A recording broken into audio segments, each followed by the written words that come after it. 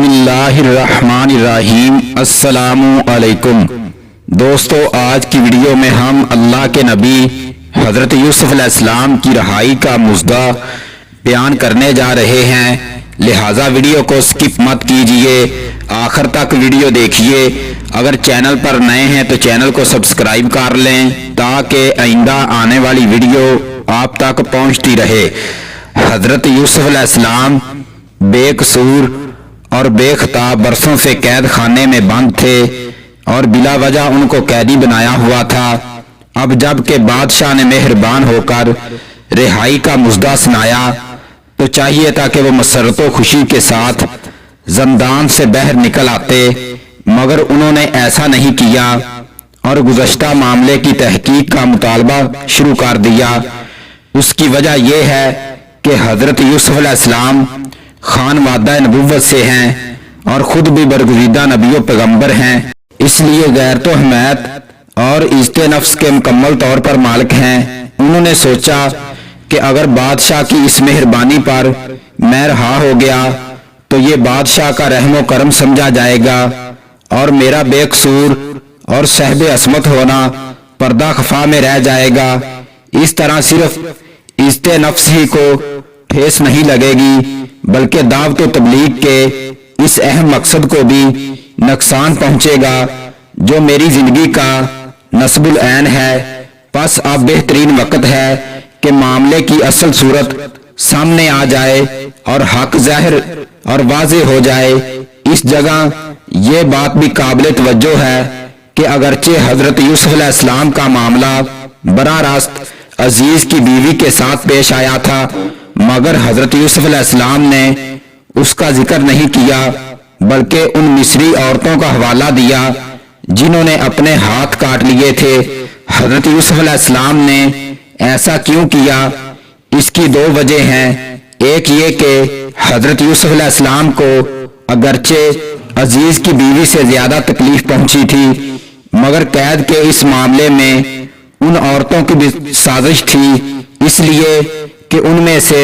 ہر ایک حضرت یوسف علیہ السلام کی عاشق اور ان کو اپنی جانب میل کرنے کی آرزو مند تھی، اور ناکامی کی صورت میں سب نے مل کر عزیز کی بیوی کو اس کے قید والے فیصلے میں شہ دی اور عملی جامہ پہنا کر چھوڑا۔ یہی وجہ ہے کہ زندان کا معاملہ ان عورتوں کے قضیہ کے بعد پیش آیا۔ دوسری وجہ یہ کہ حضرت یوسف علیہ السلام سمجھتے تھے کہ عزیز نے میرے ساتھ ہر ممکن حسن سلوک برتا ہے، میری عزت اور میرا احترام کیا ہے، اس لیے موضوع نہیں ہے کہ میں اس کی بیوی کا نام لے کر اس کی رسوائی کا باعث بنوں۔ غرض بادشاہ نے جب یہ سنا تو ان عورتوں کو بلوایا اور ان سے کہا کہ صاف صاف اور صحیح صحیح بتاؤ کہ اس معاملے کی اصل حقیقت کیا ہے، جب کہ تم نے یوسف علیہ السلام پر ڈورے ڈالے تھے تاکہ تم اس کو اپنی طرف میل کر لو۔ وہ یک زبان ہو کر بولی، حاشا للہ، ہم نے اس میں برائی کی کوئی بات نہیں پائی۔ مجمع میں عزیز کی بیوی بھی موجود تھی اور اب وہ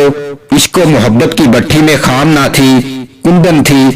اور ذلت اور رسوائی کے خوف سے آگے نکل چکی تھی۔ اس نے جب یہ دیکھا کہ حضرت یوسف علیہ السلام کی خواہش ہے کہ حقیقت حال سامنے آ جائے تو بے اختیار بول اٹھی۔ جو حقیقت تھی وہ اب ظاہر ہو گئی، ہاں وہ میں ہی تھی جس نے حضرت یوسف علیہ السلام پر ڈورے ڈالے کہ اپنا دل ہار بیٹھے۔ بے شک وہ اپنے بیان میں بالکل سچا ہے۔ یہ میں نے اس لیے کہا کہ حضرت یوسف علیہ السلام کو معلوم ہو جائے کہ میں نے اس کے پیٹھ پیچھے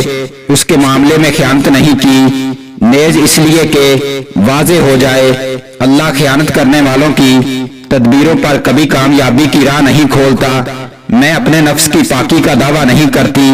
آدمی کا نفس تو برائی کے لیے بڑا ہی ابھارنے والا ہے، مگر ہاں اسی حال میں کہ میرا پروردگار رحم کرنے والا ہے۔ حضرت یوسف علیہ السلام نے چونکہ اپنی عصمت نفس کا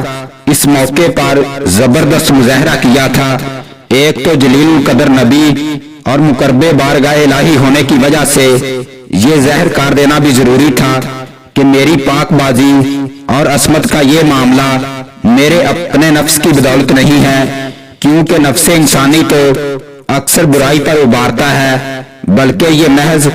اللہ کی رحمت و عنایت کا صدقہ ہے اور یہی رحمت و عصمت انبیاء کی کفیل ہے۔ بہرحال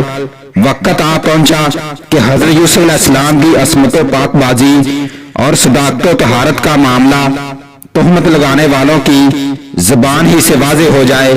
چنانچہ واضح اور ظاہر ہو گیا، اور شاہی دربار میں مجرموں نے اعتراف جرم کر کے یہ بتا دیا کہ حضرت یوسف علیہ السلام کا دامن ہر قسم کی آلودگیوں سے پاک اور منزہ ہے۔